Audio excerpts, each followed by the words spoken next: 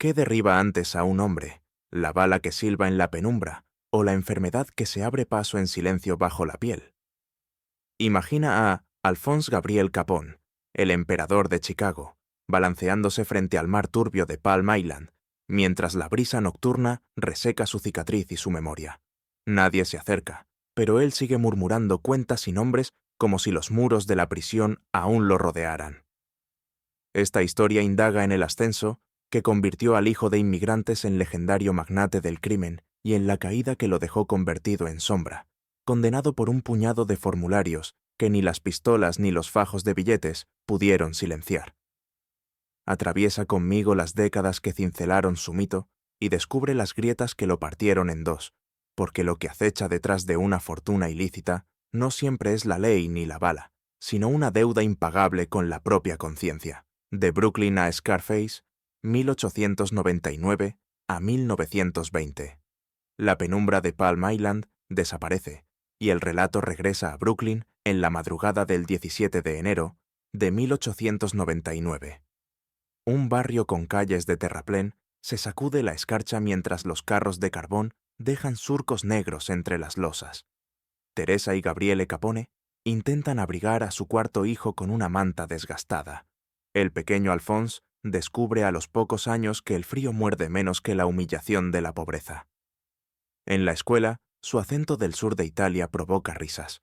Alphonse las aguanta hasta que un lunes de marzo de 1910, la maestra Elizabeth Barrett lo llama chiquillo de cloaca, y él responde con un puñetazo que fractura su nariz. La sangre espesa resbala sobre el pupitre. Con solo 11 años aprende que el miedo puede comprarse a golpe limpio y que la expulsión definitiva vale la pena si otorga respeto inmediato. Sin aulas que lo contengan, merodea los muelles, huele a sal fresca y madera húmeda, vende periódicos que manchan sus manos de tinta mientras observa a los junior, 40 ladrones, y toma nota de cómo un simple guiño obliga a los transeúntes a vaciar sus bolsillos. Entre carreras y silbidos, se gana el apodo de niño mudo, porque entiende que la discreción es llave maestra. Una tarde de 1912, ve a Frankie Yale ordenar en voz baja un cobro atrasado. El deudor cae de rodillas y entrega sus zapatos a modo de prenda. Capone memoriza la escena. La palabra vale más que la fuerza cuando la reputación precede. Yale lo recluta como aprendiz y le consigue un puesto de limpiavasos en el Harvard Inn, un club donde el jazz se mezcla con el hedor agrio del tabaco. Una noche de 1915, la penumbra del local vibra con trombones y risas. Capone, ansioso por impresionar a los veteranos, se burla de la hermana de Frank Galluccio. La carcajada se congela cuando la navaja de Galluccio traza 3 surcos desde el pómulo hasta la mandíbula. La sangre caliente lo ciega unos segundos, pero la sonrisa no desaparece. Desde entonces, el espejo devuelve una cicatriz que hace que el barrio entero lo bautice como Scarface. Capone finge orgullo, aunque detesta el sobrenombre. Él prefiere Snorky, voz de los trajes elegantes que sueña poseer cuando la miseria sea un recuerdo. En medio del humo aparece May Coughlin, hija de irlandeses de mirada inquieta y valiente. Sonríe a Capone sin temer la frescura de su herida. El coqueteo estalla como chispa en cuarto oscuro. A los 16 años ella queda embarazada, y Sonny nace envuelto en promesas de redención. Capone cambia el bullicio nocturno por pañales y sueños de estabilidad.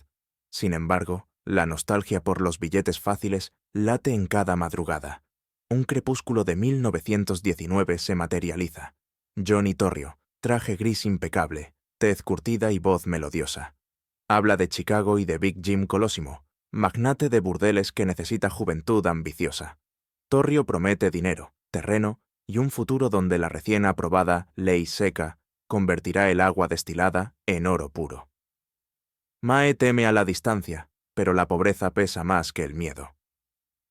Capone compra un billete de tren en la Grand Central y parte en primavera de 1920 con una maleta demasiado pequeña para sus anhelos. Atrás quedan las calles inundadas de voces sicilianas. Adelante se abre la pradera industrial donde cualquier pecado encuentra comprador. Mientras el tren retumba sobre los raíles, Capone repite un mantra. Jamás volver a pasar hambre, jamás permitir que otro le marque el rostro sin recibir un pago con intereses. Chicago lo recibe con un silbido helado que se cuela bajo los tablones. El edificio colosimo vibra con el tintinear de copas pese a la nueva prohibición nacional. Torrio le muestra bodegas ocultas bajo restaurantes elegantes y paredes pivotantes que esconden botellas de whisky canadiense. El joven expreso de Brooklyn percibe el olor a triunfo. No imagina que en ese mismo instante, el primer germen de la sífilis que selló en Nueva York avanza suave por su sangre, impasible a la riqueza venidera. El rey del contrabando en Chicago, 1920 a 1926. Es invierno de 1920. El lago Michigan ruge bajo un cielo plomizo, mientras Torrio enseña a Capone la anatomía de un imperio clandestino. Las destilerías ocultas dan paso a almacenes con falsos muros, camiones equipados con doble fondo y flotas de taxis que reparten cajas disfrazadas de leche descremada. Cada ruta se marca con chinchetas rojas y cordeles tensos. Capone, prodigio de la logística, engrasa la cadena. Conductores sordos, policías generosos y políticos sedientos de donativos.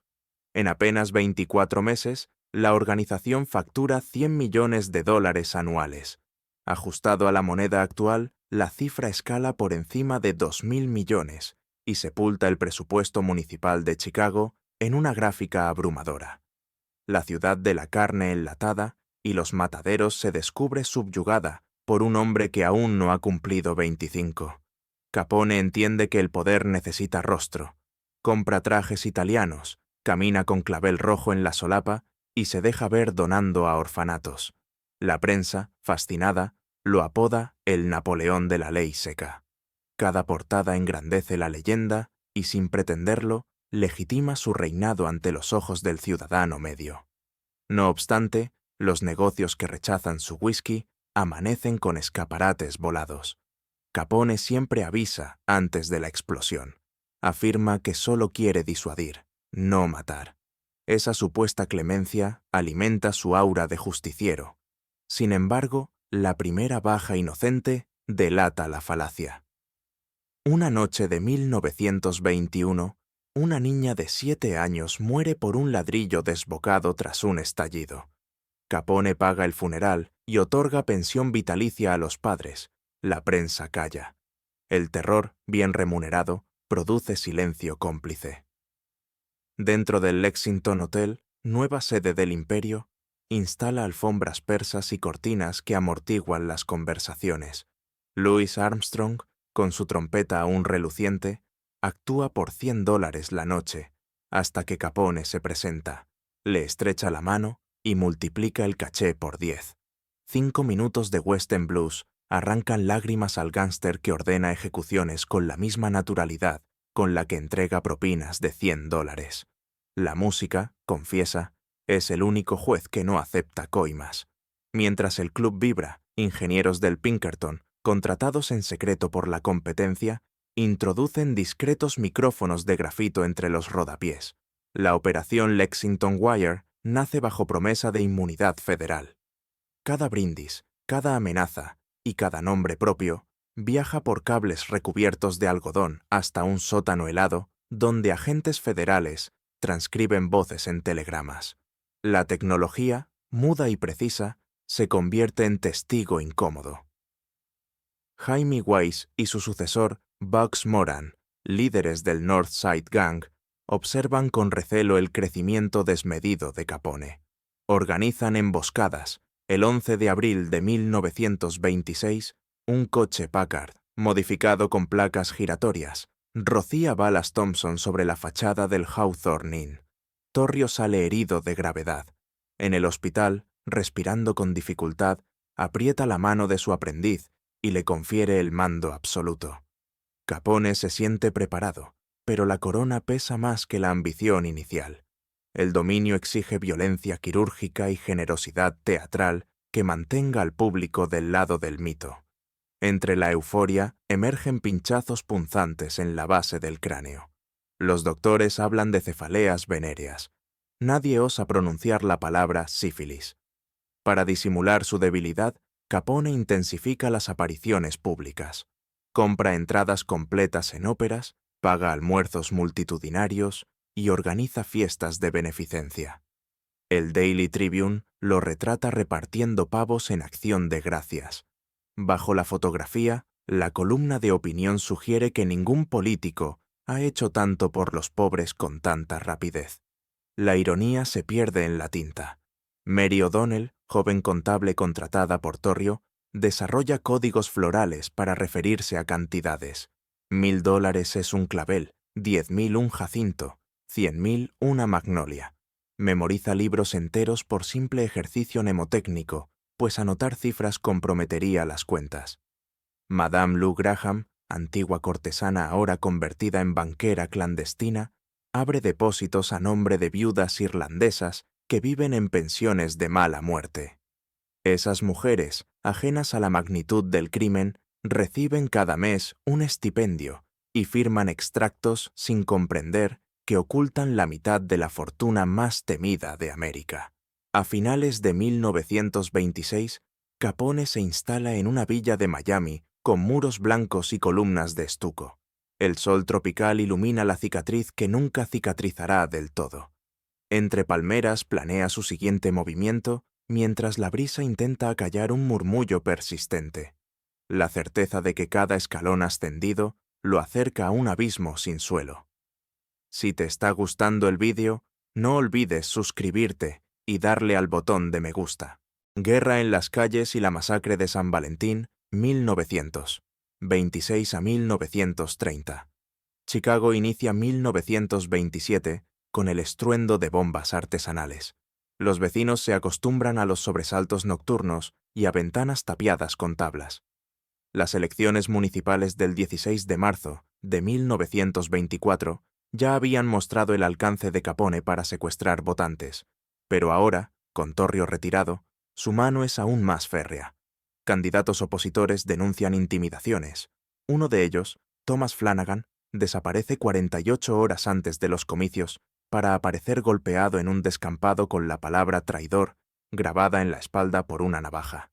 Los cadáveres se acumulan igual que los dólares. Capone decide lavar su reputación con acciones caritativas. Ordena levantar un comedor social en la calle South Dearborn, que sirve 3.000 raciones diarias durante la incipiente Gran Depresión. Las colas de hombres famélicos serpentean 10 manzanas. Los fotógrafos captan su sonrisa paternal mientras reparte sopa. En la distancia, la silueta de Bugs Moran observa con furia. El conflicto con el North Side Gang se convierte en guerra abierta. Capone equipa sus coches con planchas de acero y orificios estratégicos. Las Thompson refrigeradas escupen plomo a ráfagas que rebotan en paredes, arrancan ladrillos y siembran pánico. Cada esquina parece un puesto de avanzada. Familias abandonan la ciudad. El gobierno federal envía emisarios que regresan con la misma conclusión. Chicago es territorio forajido. La madrugada del 14 de febrero de 1929 nace fría y gris. 7 hombres leales a Moran se resguardan en un garaje de la calle North Clark. Esperan un cargamento de whisky que nunca llegará. A las 10:30, una sirena de policía rasga el aire. 5 hombres uniformados entran, piden a los allí reunidos que se alineen contra un muro. 2 Thompson y una escopeta de cañón recortado dictan sentencia. Las balas perforan costillas, clavan cuerpos en ladrillos, dibujan un mural de plomo y vísceras. Al otro lado de la ciudad, Capone desayuna tostadas en su villa de Miami. Cuando un ayudante le informa, él se enjuaga la comisura y responde que se mantenga la versión oficial. Él está a 1.400 kilómetros de distancia. La prensa estalla. Las fotografías de los cadáveres apilados conmocionan al país. Hoover exige resultados. Se cierra el círculo. Capone, antaño héroe folclórico, se transforma en enemigo público número 1. Consciente del peligro, duplica la inversión en beneficencia. Paga a madres solteras los estudios de sus hijos, financia bandas de jazz escolares y regala abrigos en plena ventisca. Sin embargo, las bombas siguen retumbando. El público duda entre agradecer al benefactor o maldecir al carnicero que siembra el terror. En julio de 1932, desde la cárcel de Cook County, Capone remite un telegrama al alcaide de la penitenciaría de Atlanta. Suplica un trato especial alegando dolores crónicos, producto de viejas heridas e infecciones. El documento destella como un reflejo de debilidad absoluta. Queda archivado en un cajón hasta que, años más tarde, un historiador desentierre la súplica que el rey de Lampa envió cuando la corona pesaba más que sus hombros. Ese verano, los dueños del Hawthorne Inn ganan una demanda civil de $50.000 contra Capone por daños colaterales ocasionados en el atentado de 1926. El pago, ridículo en comparación con sus ingresos, resulta un golpe moral sin precedentes. Por primera vez, una víctima del gángster obtiene reparación a través de la vía legal. La prensa huele sangre en el agua y publica titulares mordaces. Capone responde con silencio. Mientras tanto, la sífilis se cuela en su sistema nervioso, provoca calambres y le arrebata horas de sueño. Él recurre al alcohol medicinal y a la cocaína que un guardia le pasa entre rejas. El alivio es temporal. Frank Wilson, contable del IRS, recopila recibos, cheques, testimonios y notas sueltas. Cada hilo conduce a una cifra astronómica sin declarar. Mabel Walker Wilbrandt, la fiscal que defiende la estrategia impositiva, revisa los legajos por las noches. Sabe que ninguna bala derribará al mito, pero un simple formulario erróneo puede desangrar su imperio como picadura de avispa, sumada a otra y otra, hasta colapsar. El viento invernal de 1930 levanta polvo sobre un letrero que reza Capone Charitable Soup Kitchen. Dentro, los vapores de la sopa cubren un pequeño escenario donde un músico toca una versión melancólica de West End Blues. Capone, en un rincón, cierra los ojos e intenta ignorar el zumbido que le nace en la nuca. Siente que cada nota arranca un pétalo de su memoria. Fuera, un reportero apunta en su libreta la siguiente sentencia. Da la impresión de que la enfermedad lo persigue con la misma constancia que el Departamento del Tesoro. La caída, Alcatraz y el mito, 1930 a 1947. El 17 de octubre de 1931, el Tribunal Federal de Chicago pronuncia veredicto. Alphonse Capone es hallado culpable de evasión fiscal en 5 cargos mayores, 11 años de prisión, multa de $50.000 y costas. Capone, traje gris claro, corbata azul cielo, juega con el ala de su sombrero antes de oír la cifra. Parpadea, como si no entendiera que la celda es más real que cualquier disparo. Un enjambre de fotógrafos capta la escena. En los recortes de prensa del día siguiente, la sonrisa que antes dominaba los titulares se retuerce en un gesto de incredulidad. La Penitenciaría Federal de Atlanta, un edificio de ladrillo rojo con cúpula blanca, lo recibe con ecos metálicos. Capone intenta reproducir el orden jerárquico del Lexington. Compra cigarrillos, apuesta en partidas clandestinas y ofrece relojes de oro a los guardias. Los funcionarios aceptan al inicio, pero la presión mediática pronto obliga a la dirección a transferirlo a celdas menos cómodas. Ante las restricciones, recurre a la morfina para mitigar dolores que escalan por su columna. La cocaína que consigue en frascos minúsculos le destroza el tabique nasal y le provoca brotes paranoides. Grita en las madrugadas, cree escuchar pasos de Bugs Moran en el pasillo. Se aferra a los barrotes hasta que la piel se agrieta y sangra. En 1934, el director James A. Johnston solicita su traslado a Alcatraz. El ferry, pintado de gris, avanza por la bahía de San Francisco bajo nubes bajas. Capone, custodiado por marinos con rifles, siente cómo el rumor del agua golpea su estómago. La isla surge revestida de hormigón y alambradas. Al bajar, un oficial le asigna el número 85. El rey pierde su nombre y su clavel rojo. La rutina en la roca es precisa. Despertar a las 6, desayuno rápido, trabajo en lavandería, silencio obligatorio. Capone, acostumbrado a la pleitesía, choca con las reglas férreas. En una discusión menor, otro preso lo apuñala con tijeras de coser. La herida no resulta grave, pero la humillación es cicatriz nueva. Semanas después, lo destinan a la banda de la prisión. Toca el banjo en ensayos semanales. Allí, la música vuelve a ser refugio, aunque la percusión interna de la sífilis avanza sin compás. Los médicos de Alcatraz registran cambios cognitivos. Capone olvida nombres, confunde fechas, escribe cartas a Mae con letra infantil. Pide que le envíen cómics.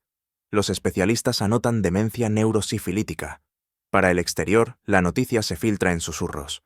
A los ojos de la opinión pública, el monstruo se marchita. Sin embargo, Hollywood se apresura a moldear la leyenda.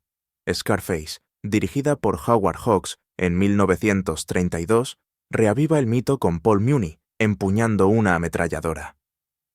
Capone, entre muros de hormigón, se entera del estreno por un recorte y sonríe, seguro y orgulloso de que su sombra es más alta que su cuerpo decaído. El 16 de noviembre de 1946, el Dr. Joseph Moore firma el parte médico definitivo. Paciente presenta coeficiente intelectual equiparable a un niño de 12 años, deterioro irreversible. El diagnóstico abre la puerta a la libertad condicional por razones humanitarias. Capone abandona Alcatraz el 6 de enero de 1947 y cruza de nuevo la bahía con la mirada perdida. Nadie lo vitorea. Nadie teme ya al preso número 85. Palm Island, la misma que inauguró esta historia, lo recibe con brisa salobre. Mae lo cuida con tenacidad resignada.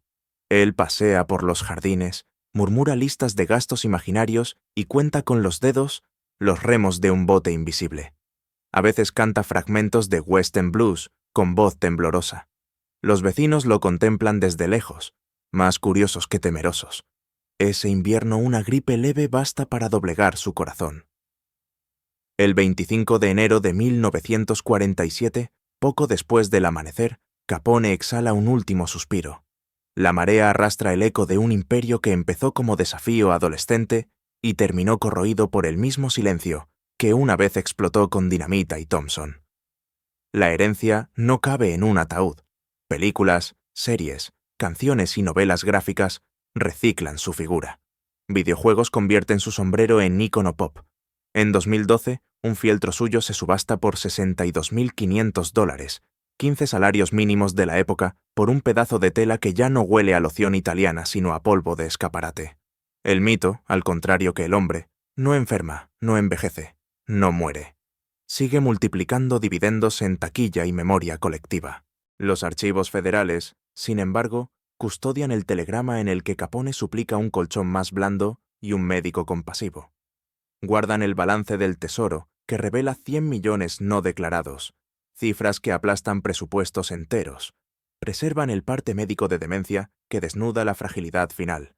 3 documentos que retan la caricatura del gángster invencible y completan el retrato de un niño de Brooklyn convertido en rey, de un rey convertido en prisionero, de un prisionero convertido en leyenda. Ni la bala ni el hierro de la celda acabaron con Al Capone. Lo devoró el silencio que llenaba las madrugadas, cuando las sirenas cesaban y los cajones contables seguían vibrando en su mente febril. De niño aprendió que el miedo se alquila con puños. De adulto descubrió que la culpa se cobra con memoria. Ante la primera escaramuza, se alzó como emperador de una ciudad que prefería comprar whisky caro antes que obedecer leyes secas. Sin embargo, cuando los documentos que él mismo descuidó cayeron en manos del tesoro, ninguna ametralladora pudo protegerlo. Su caída enseña que los imperios levantados sobre pólvora y oro son castillos de naipes expuestos a un soplo de contabilidad y a una enfermedad caprichosa que no distingue entre mendigo y millonario. Si esta travesía por los laberintos de la ambición y la ruina te ha hecho mirar 2 veces el precio del poder, deja tu me gusta y suscríbete para seguir desenterrando verdades que la historia, a veces, prefiere mantener enterradas.